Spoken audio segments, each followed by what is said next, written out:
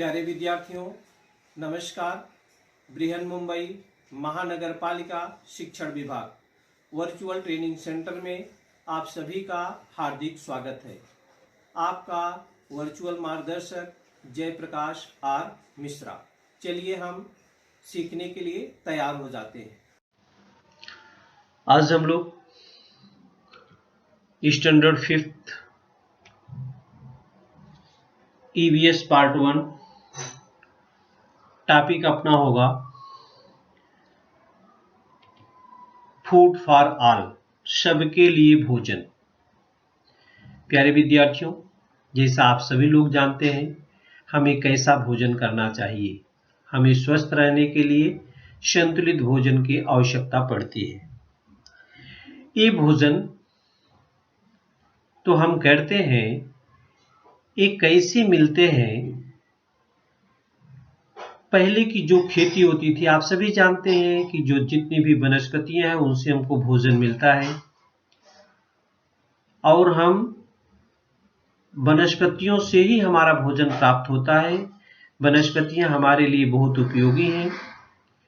तो वनस्पतियां कौन कौन से सीजन में होती हैं, किस किस मौसम में पाई जाती हैं, पहले की विधियां खेती करने की क्या थी, आज की विधियां क्या है, हमारी जो जमीन है उसमें ही खेती किसान करता है, इसके सबके बारे में हम आज आप लोगों को जानकारी देंगे। जैसा आप यहाँ चित्र में देख रहे हैं, विविध प्रकार की शाक सब्जियां, वेजिटेबल्स, फ्रूट्स, ये सब आपको चित्र में दिखाई दे रहा है। अब हम चलते हैं बच्चों आगे। अपना एक त्योहार आने वाला है। त्योहार के अनुसार, मौसम के अनुसार सभी सब्जियां, सभी खाद्य पदार्थ किसान जो उगाता है। आगे कौन सा मौसम आ रहा है, कौन सा त्योहार आ रहा है बच्चों? तो आ रहा है दिवाली। तो which vegetables do we get around the time of Diwali? Diwali के आसपास हमें कौन सी सब्जियां मार्केट में दिखाई देती हैं? तो बच्चों अक्सर सभी सब्जियां आप देखिए, फ्लावर है, बैगन है और शिमला मिर्च है, गाजर है, मिर्च है। ये सभी सब्जियां जो होती हैं दीपावली के आसपास के पर्व में दिखाई देती हैं और उसको हम आनंद चाव से खाते हैं। दूसरा है which fruits do we get around the time of Diwali? Fruit बच्चों जाड़े में हम कौन कौन से पाते हैं? जैसे एप्पल है, पपैया है, केला है, संतरा है और ये सब फल जो होते हैं हम दिवाली के आसपास हमको मिलता है। ग्रेन्स कौन कौन से हमको मिलते हैं बच्चों? माने कौन से अनाज उगता है उस समय? अनाज उगता है उस समय मटर है, पी जिसको बोलते हैं, सरसों है और गेहूं है, लहसुन है। ये सब की खेती जो होती है उस समय उगता है। चना है। ये सभी फसलें जो होती है हमको दिवाली के आसपास उगती हुई दिखाई देती है। तैयार फसलों में जैसे धान की खेती है, वो हमको अभी तैयार हुई मिलती है। अक्टूबर नवंबर माह में वो हमको तैयार हुई खेती मिलती है। और ये सरसों है, ज्वार है, बाजरा है, मटर है, चना है, ये सब खेती के पौधे जो होते हैं दिवाली के आसपास उगे हुए हमको दिखाई देते हैं। तो what are the season for jowar, bajra, rice, mangoes, orange and jackfruit? ज्वार, बाजरा, चावल, आम, संतरे, कटहल आदि का मौसम कब होता है? किस मौसम में ये उगते हैं? कि ज्वार, बाजरा, चावल सब ऐसी कह लीजिए आप कि बारिश के सीजन में, बारिश के सीजन में ये सब जो है, what are the season for jowar, bajra, rice, ये सब बारिश के सीजन में उगते हैं बच्चों। ऑरेंज, ये सब मिलते हैं, ये सब फ्रूट। और हम वनस्पतियों के किन किन भागों का भोजन के रूप में उपयोग करते हैं? Which parts of plants do we use as food? तो हम वनस्पतियों के देखिए, उसकी जड़ों में भी पाया जाता है। जैसे यहाँ पर आलू है, ये देख रहे हैं आलू है, कांदा है, पाइन एप्पल है, ये सब हम उसको जड़ भी खाते हैं। उसका क्या खाते हैं? रूट में पाया जाता है अंदर जमीन में। और कुछ तने हैं सब्जियों के, कुछ हम तने भी खाते हैं, और कुछ के प्लांट के हम बीज भी खाते हैं। जैसे ज्वार हुआ, बाजरा हुआ, मक्का हुआ, मटर हुआ, ये सब तने में होते हैं, तो उसके बीज को हम खाते हैं। कुछ साग भजियां हम पत्ते के रूप में, उनके स्टेम जो, उसको खाते हैं, जड़ों के रूप में भी खाते हैं। कुछ फ्लावर होते हैं, उसका भी हम उपयोग कर सकते हैं। कहने का तात्पर्य, विभिन्न प्रकार की वनस्पतियां, विभिन्न प्रकार के प्लांट पाए जाते हैं, और उसके विभिन्न भागों का उपयोग हम खाने के लिए करते हैं। हम खाने के लिए क्या करते हैं? करते हैं। तो सभी वनस्पतियां हमारे लिए उपयोगी हैं। सभी वनस्पतियां क्या है बच्चों? हमारे लिए उपयोगी हैं। अब हम आपको आगे एग्रीकल्चर के बारे में ले चलते हैं बच्चों। ये फ्रूट्स है, vegetables, grains, seeds, herbs are the food we eat that are obtained from the plant sources. फल, सब्जियां, अनाज, बीज उसके, ये सब बहुत सारी जो चीजें हम खाते हैं, वे हमको कहाँ से प्राप्त होते हैं बच्चों? वो हमको वनस्पतियों से ही प्राप्त होते हैं। बच्चों, हमने पढ़ा है प्लांट्स अपना भोजन खुद बनाते हैं, लेकिन हम प्राणी जो हैं वो प्लांट के ऊपर आश्रित रहते हैं। प्लांट के द्वारा हमारा भोजन मिलता है, हम अपना भोजन खुद नहीं बना सकते हैं। हम प्लांट की देखभाल कर सकते हैं, लेकिन भोजन जो होता है हमको प्लांट से ही मिलता है। इसलिए प्लांट की हमें रक्षा करनी चाहिए। एग्रीकल्चर, खेती के भी बच्चों मौसम होती है, इसका सीजन होता है। हर फसल आप चाहे, आजकल तो टेक्नोलॉजी इतनी आगे हो गई कि हर फसल हर मौसम में उगाई जाती है। लेकिन जो मौसम है अपने, वर्षा का सीजन है, rainy season, winter season, summer season, ये सीजन है 3। और इस सीजन में जो फसल किसान मौसम के हिसाब से पैदा करता है, कुछ फसल में ज्यादा पानी लगता है तो फसलें बारिश के सीजन में पैदा होती हैं। कुछ फसलों में कम पानी लगता है तो दूसरे ठंडी के सीजन में पैदा होती हैं। तो उस मौसम के हिसाब के अनुसार किसान खेती करता है। बच्चों, सबसे बड़ा व्यवसाय, ऑक्यूपेशन जो है, वो किसान का व्यवसाय है खेती। वनस्पतियों से एग्रीकल्चर सीजन जो होता है, एग्रीकल्चर सीजन खेती के मौसम। बच्चों, आप सभी जानते हैं we get food from plants. We get food from plants, हमें वनस्पतियों से भोजन मिलता है। उसके लिए for that purpose we sow grains in fields and plant fruit trees in orchard. उसके लिए खेतों में फसलों की बुआई और बगीचों में फलों का वृक्षारोपण किया जाता है। About 60% of the land, Bharat के लगभग 60% भाग में, भूभाग में खेती की जाती है। देखिए लिखा 60%, about 60% of the land of our country is in use for agriculture. 60% भूभाग का खेती के लिए उपयोग किया जाता है। ऋतुओं के अनुसार वर्ष में खेती के 2 मौसम होते हैं बच्चों। ऋतुओं के अनुसार वर्ष में खेती के 2 मौसम होते हैं। एक बांटा गया है रेनी सीजन, ये विभिन्न प्रकार की साग भाजी प्लांट दिखाए गए हैं। जून से अक्टूबर महीना, जून से अक्टूबर तक जो खेती की जाती है, जो पौधे उगाए जाते हैं, किसान जिन फसलों को उगाता है उसको हम कहते हैं खरीफ का मौसम, खरीफ सीजन। जो जून से अक्टूबर तक, जून से अक्टूबर तक उगाई जाने वाली फसलों को खरीफ का सीजन में बोलते हैं उसको। और दूसरा है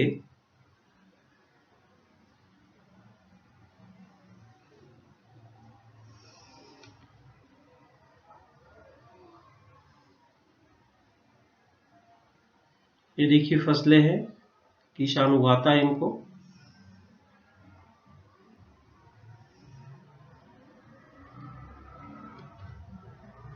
अक्टूबर से मार्च, अक्टूबर से मार्च तक को हम किसकी फसल बोलते हैं? रबी की फसल बोलते हैं, रबी सीजन उसको बोलते हैं। तो जून से अक्टूबर तक की गई खेती को खरीफ का मौसम कहते हैं। खरीफ के मौसम में आप जैसे जानते हैं जून से अक्टूबर तक बारिश खूब होती है, तो इसमें धान की खेती की जाती है बच्चों, क्योंकि धान को ज्यादा पानी की आवश्यकता होती है। इसलिए आप दूसरे सीजन में, गर्मी के सीजन में धान की खेती नहीं कर सकते हो। गर्मी के सीजन से इसकी स्टार्टिंग होती है, बारिश के सीजन में इसको लगा दिया जाता है, इसका रोपण कर दिया जाता है, जैसा आप यहाँ पर देख रहे हैं। ये दिख रहा है चित्र में धान की खेती। गर्मी के माने मई के लास्ट वीक में इसकी शुरुआत होती है और इसको बारिश के आने तक इसका वृक्षारोपण कर दिया जाता है और एक खरीफ की फसल में आता है धान। अब जैसे आगे गेहूं है, मटर है, चना है, इसको कम पानी की आवश्यकता होती है, तो ये अक्टूबर में शुरू होता है, मार्च तक इनकी पैदावार हो जाती है, तो इसको रबी का सीजन, रबी की फसल बोलते हैं। तो बच्चों जो रबी की फसल है उसके लिए पानी कहाँ से आता है? बारिश तो होती नहीं उस समय, तो उस समय जो बारिश का पानी है, बहुत सारा पानी नदी नालों में इकट्ठा रहता है या कुछ पानी रिस करके जमीन के अंदर नीचे चला जाता है, उस पानी का उपयोग हम इन फसलों के लिए करते हैं। इसके अतिरिक्त और भी महीने बचते हैं, मार्च टू जून। मार्च से जून तक जो फसलें पैदा की जाती हैं, सब्जी पैदा की जाती है, मार्च से जून में जो फसलें पैदा की जाती हैं उसको समर क्रॉप्स बोलते हैं। तो जून से अक्टूबर के महीनों में जो फसल पैदा की जाती है उसको खरीफ सीजन बोलते हैं। उसमें मेन है किसान का धान की फसल। और अक्टूबर से मार्च, इसी जून से अक्टूबर में मक्के की भी खेती होती है। और अक्टूबर से मार्च तक जो खेती की जाती है रबी की फसल है। मार्च से जून में जो खेती की जाती है वो समर क्रॉप्स है। तो बच्चों आप यहाँ जून से अक्टूबर तक की जाने वाली फसलों के नाम आप अपने बड़े गार्जियन के से पूछ के लिख सकते हैं, तो खरीफ की फसल हो जाएगी। और जो अक्टूबर से मार्च तक में होती है उसको आप पूछ कर लिखेंगे तो रबी की फसल हो जाएगी। और मार्च से जून में कौन सी फसल होती है? साग भाजियां बहुत उगाई जाती हैं उस मौसम में, तो उनके भी नाम आप लिख सकते हैं। इस प्रकार से आपने देखा खेती के भी मौसम होते हैं। मुख्य रूप से दो मौसम है, खरीफ सीजन और रबी सीजन। और मार्च से जून जो आता है उसको समर क्रॉप्स बोलते हैं। तो बच्चों धान की खेती अगर कहा जाए कि किस ऋतु में की जाती है, तो वर्षा ऋतु में की जाती है। और किस फसल में वो आता है? खरीफ की फसल में आता है। किस फसल में आता है? खरीफ की फसल में आता है। तो जून से अक्टूबर हम क्या कहते हैं? खरीफ का सीजन कहते हैं। खरीफ की फसल है, देखिए जून से अक्टूबर में पैदा होने वाली। यहाँ पर धान दिखा है, धान है, ये ज्वार है और ये क्या है? मक्का है, मेज। ये खरीफ की फसल में आता है। The season from June to October is called the kharif season. और दूसरा जो है the season from October to March is rabi season. The season from October to March rabi season. Rabi season में क्या क्या आता है? व्हीट है, गेहूं, पी मटर है, ग्राम है चना जिसको बोलते हैं, और बरेली जौ जिसको बोलते हैं। ये रबी क्रॉप्स है। तो रबी क्रॉप्स और खरीफ क्रॉप्स ये दो मौसम है खेती के बच्चों, जिसका भरपूर उपयोग अनाज के लिए पैदा करने के लिए किसान करता है। अगर बारिश अच्छी होती है, समय समय पर अच्छी होती है, तो खरीफ की क्रॉप्स अच्छी होती है, और ठंडी के समय में रबी की क्रॉप्स होती है। रबी की फसलें ठंडी के समय में और खरीफ की फसलें बारिश के समय में होती हैं। तो बारिश के समय में पैदा होने वाली फसलों के नाम लिखो, और ठंडी सीजन में, रबी की सीजन में पैदा होने वाली फसलों के आप नाम लिख करके अभ्यास कर सकते हैं।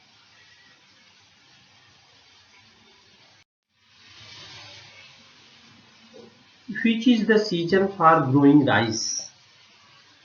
धान की खेती किस ऋतु में की जाती है बच्चों? वर्षा ऋतु में की जाती है। ये देखिए कैसे लगाते हैं धान। ये देखिए धान लगाते हुए हमने दिखाया है। खेत की जुताई की जाती है, किसान वो जुताई पानी में करता है और मिट्टी को समतल करता है। इसके बाद बेहन डालता है, पौधों को नर्सरी वो निकालता है उसमें से, और इसके बाद ऐसे लाइन से जो होता है पानी में लगाया जाता है धान की खेती। अगर आप देखे नहीं होंगे, गांव नहीं गए होंगे इस सीजन में, क्योंकि जाते भी हैं तो जैसे ही स्कूल खुल जाता है गांव में धान लगा नहीं रहता है, तब तक आप वापस आ जाते हैं। तो धान की खेती इस प्रकार से की जाती है, लगा है, रोपण किया जा रहा है धान का। और इसके बाद ये देखिए, जब धान पक करके उसकी खेती तैयार हो जाती है तो इस प्रकार से उसकी कटाई की जाती है। किसान कटाई भी करता है, हंसिए से काटता है बच्चों, ये तो यंत्र की सहायता से काट रहा है। इस प्रकार से कटाई की जाती है, फिर इसको माने गाड़ी से या बैलगाड़ी से, ट्रैक्टर से ढो करके घर पे लाते हैं। इसकी थ्रेसिंग की जाती है, तब उसमें से धान निकलता है। धान को फिर हम कहाँ ले जाते हैं? मशीन पर ले जाते हैं, तो वहां पर उसका चावल बनाया जाता है। तो धान से हमें चावल प्राप्त होता है। धान से हमें क्या प्राप्त होता है? चावल। The main rice growing season in the country is the kharif की फसल है। ये देखिए लिखा है kharif. It is known as winter rice as per the harvesting time, माने जब इसकी कटाई होती है उस समय थोड़ा ठंडी आ जाती है। The sowing time of winter kharif rice is June to July and it is harvested in November to December. इसकी कटाई कब होती है बच्चों? नवंबर से दिसंबर तक। नवंबर से दिसंबर तक। इसको रोपण इसका कब करते हैं? जून जुलाई में। और ठंडी के सीजन आते आते, मतलब दीपावली आते आते इसकी कटाई भी कर दी जाती है। इसके बाद गेहूं की बुआई चालू हो जाती है। तो बच्चों, किसान क्या चाहता है? सभी किसान ये चाहता है, जैसे हम पढ़ाई लिखाई करते हैं, सबके माँ बाप क्या चाहते हैं कि हमारा बच्चा अच्छे नंबर से पास हो। वैसे किसान भी क्या चाहता है? किसान खेत में काम करता है तो सोचता है कि हमारी फसल की पैदावार सबसे अच्छी हो, हमारी फसल की जो पैदावार हो वो सबसे अच्छी हो। किसान ऐसा सोचता है, ऐसा सोच के काम करता है। Every farmer wishes to get a good harvest.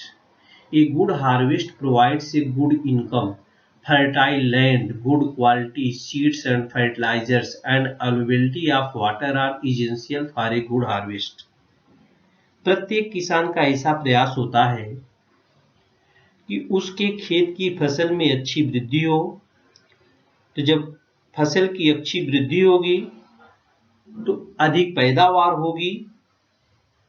अधिक पैदावार होने के लिए उसे उत्तम क्वालिटी का, गुड क्वालिटी का बीज होना चाहिए, अच्छी जमीन तैयार होनी चाहिए, अच्छी खाद होना चाहिए, डालनी चाहिए, और समय पर पानी भी डालना चाहिए। तो सबसे पहले किसान क्या करता है बच्चों? ये देखिए यहाँ पर दिखाई दे रहा है, एक खेत की जुताई करता है सबसे पहले किसान। ये देखिए खेत की जुताई बैलों के द्वारा पहले होती थी, अभी ये ट्रैक्टर के द्वारा होने लगी है। कम समय में अधिक काम। टेक्नोलॉजी जैसे जैसे आगे गई, पहले ट्रैक्टर नहीं था तो पहले बैलों से जुताई होती थी। सबसे पहले खेत की क्या करते, जुताई करते हैं। जुताई करने के बाद क्या करते हैं, उसमें बीज डालते हैं। जैसे देखिए धान लग रहा है, इसमें धान लग गया। धान जब लग गया तो धान कुछ दिन में देखिए थोड़े बड़े बड़े हो जाते हैं, तो उसको समय से पानी देना चाहिए, समय से खाद उसमें डालना चाहिए।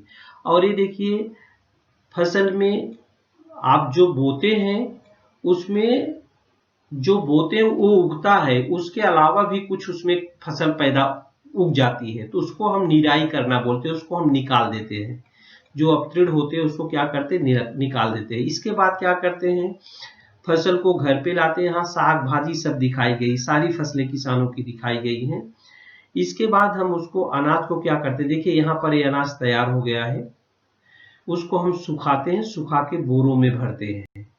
इसके बाद तब हम उसको अपने घरों में रखते हैं। तो किसान साल भर काम करता रहता है बच्चों, किसान बहुत परिश्रमी होता है, तब जाकर के किसान द्वारा पैदा किया गया जो अन्न है, अनाज है, वो बाजार में आता है, हम लोग उसको खरीद करके खाते हैं।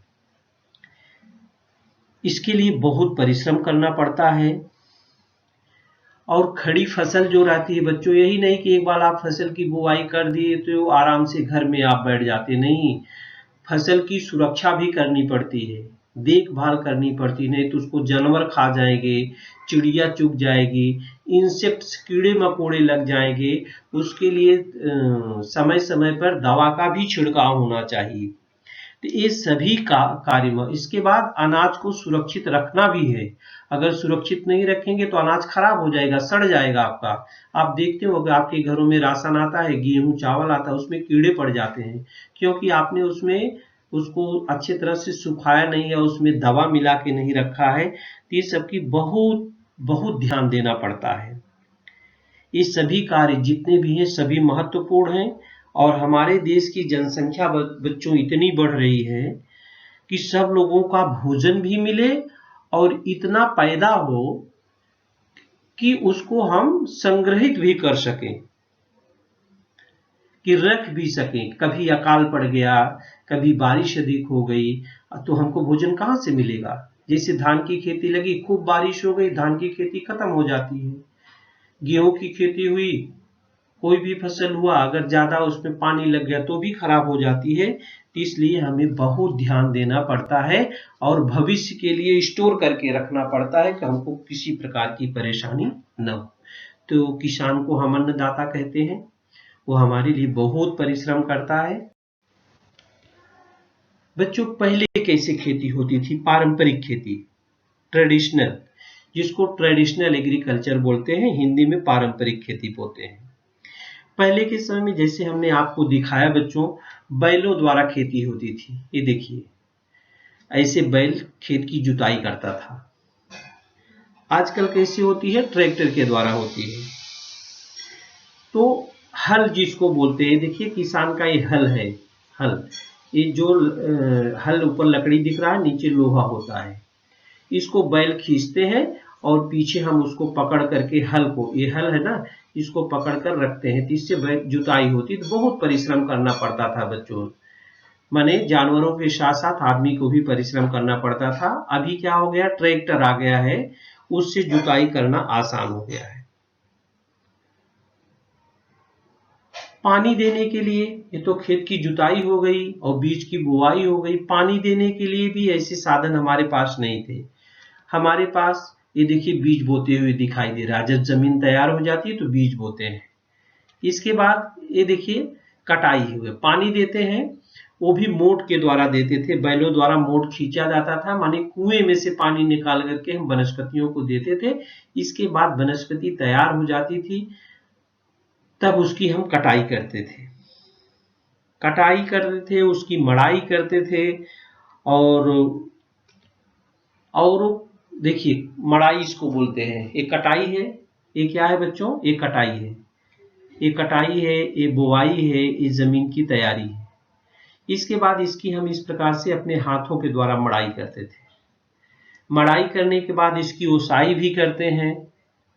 ये देखिए ये भी मड़ाई है, पीट पीट के निकाल लेना दाना उसमें से, इसको भी मड़ाई बोलते हैं।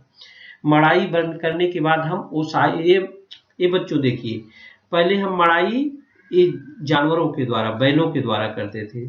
इसमें कैसे करते थे, जो हमारा ये धान होता था, गेहूं होता था, उसको हम ऐसा स्प्रेड फैला देते थे। इस स्थान को जहां पर ऐसा फैलाया जाता है उसको खलिहान बोलते हैं। और इसमें बैल इसके ऊपर से घूमता है, तो बैल का जो खुर होता है पैर ना, उससे दब करके इसके जो बीज होते हैं वो बाहर निकल आते हैं। इस प्रकार से किसान, ये ट्रेडिशनल एग्रीकल्चर है, मतलब पारंपरिक खेती है।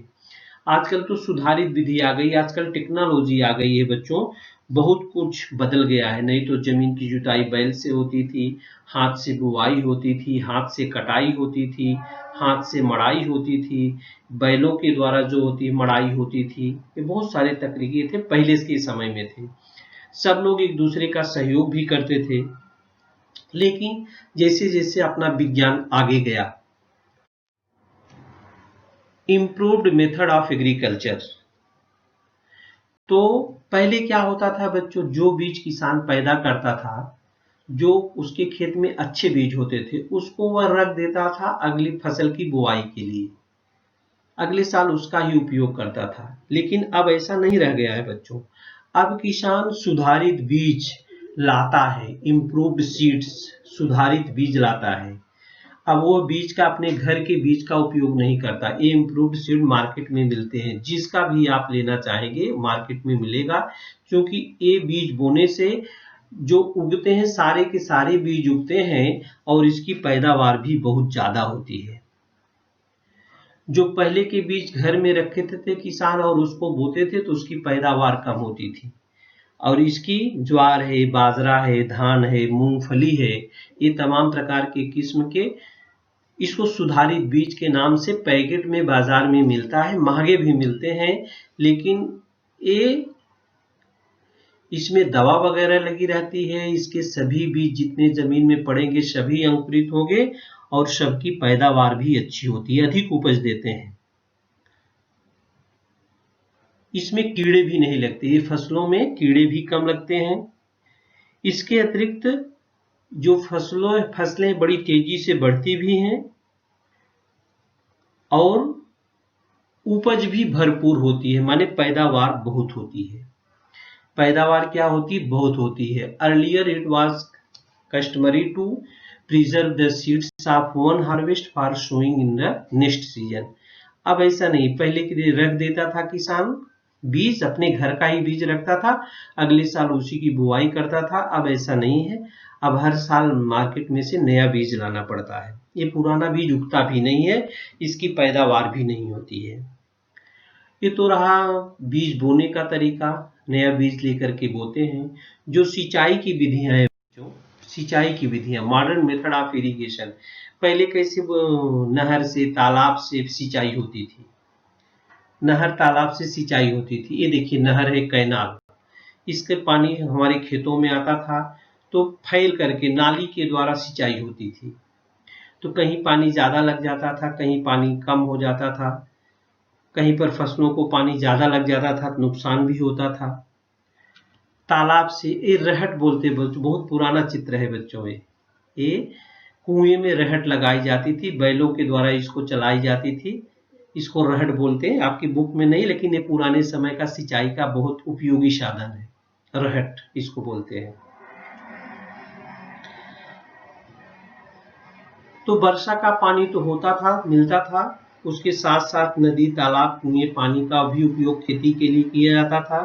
नदियों पर बांध बना करके हम खेती करने के लिए पानी का उपयोग करते थे, नहरों के द्वारा करते थे। ये सब पुरानी विधि है। लेकिन बच्चों पानी ज्यादा रहता था, जमीन के अंदर रिस कर चला जाता था, उस पानी का हम उपयोग करते हैं, तो माने सिंचाई में पानी ज्यादा लगता था। आजकल बच्चों दो विधि है, एक है टपक सिंचन, जिसको ड्रिप इरिगेशन बोलते हैं। दूसरी जो मॉडर्न विधि है, ये देखिए, एक पाइप लगी रहती है, पाइप में से पानी फुहारे के रूप में निकलता है बच्चों, और वो फसलों पर पड़ता है। तो जैसे कैसे लगता है कि जैसे बारिश का सीजन, बारिश में बूंदें ऊपर से टपकती हैं और पड़ती हैं जमीन पर, उसी प्रकार से कम पानी में अधिक सफलता हमको मिल जाती है, माने अधिक सिंचाई हो जाती है। और दूसरा है विधि जो है फुहार सिंचन विधि। ये देखिए ऐसा पाइप लगी रहती है और फुहारा मारता है, तो ये चारों तरफ मशीन घूमती भी है बच्चों। ये देखिए घूमती हुई, घूमने की चारों तरफ। ये आधुनिक पद्धति है सिंचाई करने की। लगता है बारिश का सीजन, मतलब जो हम पानी पहले के समय में जड़ों में देते थे और ऊपर वो तने में जाती थी, आजकल जो ये फुहारा विधि से करते हैं तो तने पर पड़ती है, तने से जड़ों में जाती है, नीचे उल्टा हो गया। पहले जो पानी डालते थे नीचे जमीन में डालते थे, जो तने होते थे वो ऑब्जर्व करते थे। आजकल जड़ें ऑब्जर्व करती थी, तब तने को देती थी। आजकल हम तने पर डालते हैं तो जड़ों को मिलता है, उल्टा हो गया है। तो ये दो विधियां हैं बच्चों। एक ड्रिप इरिगेशन है जिसको हम टपक सिंचन बोलते हैं, दूसरी है स्प्रिंकल इरिगेशन जिसको हम फुहार सिंचन बोलते हैं। क्या बोलते हैं? फुहार सिंचन। ये फसलों की पैदावार में आपने देखा, खेती के मौसम देखा, खेती के कार्य देखा, पारंपरिक खेती देखा, सुधारित खेती की सुधारित प्रौद्योगिकी के बारे में देखा, सुधारित बीज, और ये था क्या? सिंचाई की आधुनिक विधियां। सिंचाई की आधुनिक विधियां। फर्टिलाइजर के बारे में थोड़ा, if the same crops are grown frequently in a field the facility of the soil decreases. एक ही फसल बच्चों बार बार जब आप फसल लेते हो तो पृथ्वी की जो उत्पादक क्षमता वो कम हो जाती है, इसलिए मिट्टी में हमें खादें मिलानी पड़ती हैं। इससे फसलों को उपयुक्त पोषक पदार्थ मिलता है और फसलों की पैदावार क्या होती है? वो बढ़ती है। खादों के भी दो प्रकार है बच्चों, यहाँ पर बहुत ध्यान देने की चीज है। खादों को दो प्रकार है। There are two kinds of fertilisers, एक नेचुरल है, दूसरा केमिकल है। पहले बच्चों हम खेती में नेचुरल या ऑर्गेनिक फर्टिलाइजर्स, जो पेड़ पौधे हैं और जो आदमी किसान खेती करता था, जो वनस्पतियां उगती थी उससे, गाय के गोबर से, गोबर की खाद, लेड़ों की खाद, हरियाली की खाद, कंपोस्ट खाद जैसे प्राकृतिक खाद का उपयोग करता था, उसको ऑर्गेनिक फर्टिलाइजर बोलते हैं। आजकल जो केमिकल, एक केमिकल है। केमिकल क्या है बच्चों? Natural fertilisers are called manure. प्रकृति में उपलब्ध खरपतवार और गोबर का उपयोग प्राप्त करके हम प्राकृतिक खादें बनाते हैं। और केमिकल आर आर्टिफिशियल फर्टिलाइजर्स। रासायनिक खादों का अर्थ है कृत्रिम खादें। इन खादों में खेती के लिए उपयोगी विभिन्न रासायनिक घटकों को निश्चित अनुपात में मिश्रित किया जाता है। तो बच्चों आजकल आप देख रहे हैं, जब हम आर्टिफिशियल केमिकल खादों का उपयोग करें, हम लोगों को बहुत बीमारी हो रही है। जो अन्न पैदा हो रहा है वो जहरीला हो जा रहा है, और जो अपनी पृथ्वी है वो भी मरुस्थल जैसा हो जा रही है, उसमें फसल पैदा करने की क्षमता ही कम होती जा रही है। इसलिए हमें अब ऑर्गेनिक फर्टिलाइजर्स का ही उपयोग करना है। ऐसी जमीनों में ऑर्गेनिक फर्टिलाइजर जो है, जो अन्न उगता है वो खाने पीने में भी पौष्टिक होता है। तो हमें चाहिए कि जितना कम से कम उपयोग हम कर सकें, उतना कम से कम हमें रासायनिक खादों का उपयोग करना चाहिए। और जो ऑर्गेनिक खादें हैं जो हमारे पशुओं के द्वारा या वनस्पतियों के द्वारा मिलता है, उसका हमें अधिक से अधिक उपयोग करना चाहिए। तो हमें याद क्या करना है बच्चों? Crops should be watered only as much as necessary. फसलों को उतना ही पानी दो जितना उसको आवश्यक है। फसलों को क्या करो? खेती में जितना आवश्यक पानी है उतना ही पानी उसको दो। रासायनिक वाटर इफिशिएंट स्प्रिंकलर नोजल्स, क्योंकि पानी की भी अपने देश में कमी है। Care should be taken when using chemical fertilisers and pesticides, their overuse should also be avoided. रासायनिक उर्वरकों और कीटनाशकों का उपयोग करते समय हमें सावधानी रखें और उसका अतिरिक्त उपयोग कतई न करें, ज़्यादा उपयोग न करें। ये फर्टिलाइजर है, यूरिया दिख रहे हैं, डीएपी है, डाई अमोनियम फास्फेट है, इसका ज़्यादा से ज़्यादा उपयोग हमें नहीं करना चाहिए, कम से कम उपयोग करें। अधिक से अधिक हम ऑर्गेनिक फर्टिलाइजर का उपयोग करें। ये देखिए बच्चों, हमने क्या सीखा है, एक नज़र उस पर डाल देते हैं। तो there are 2 main agriculture seasons, the kharif season and rabi season. Kharif और रबी खेती के मुख्य 2 मौसम हैं। आजकल सुधारित कृषि प्रौद्योगिकी द्वारा खाद्यान्न उत्पादन में वृद्धि हुई है। Using improved method of farming leads to an increase in production. हमें किस मिट्टी में कौन सा अनाज उगाना है, यह हमें कृषि सहायक उपक्रमों द्वारा किसानों को खेती के संबंध में नवीन प्रौद्योगिकी की जानकारी मिलती है। Farmers can get information about modern agricultural technology through agriculture assistance programmes. तो बच्चों,